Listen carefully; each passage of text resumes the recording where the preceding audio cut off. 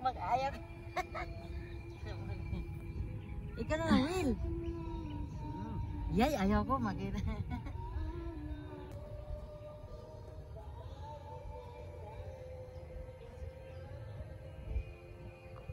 Ganyan lang. Pwede naman.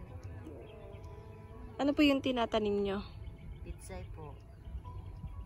Sa inyo po ito? Hindi po, nagbubuhis. Ano pong naguguhis?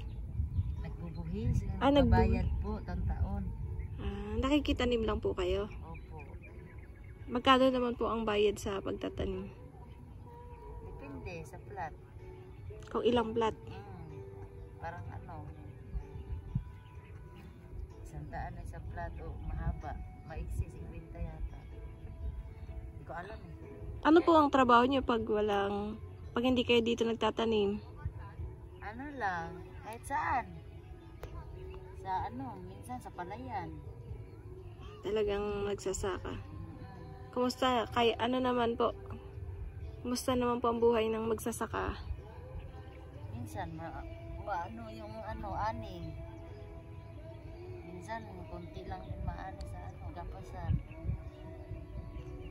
Ngayon po? Okay. Wala po kasi tag-init pa.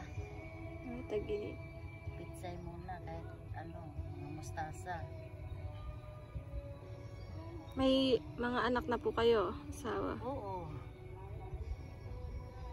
5 anak po. Sa lalaki, 4 na babae. Mainit no, buti, nabubuhay yung pechay kahit mainit. Oo, alagaan ng pagdili.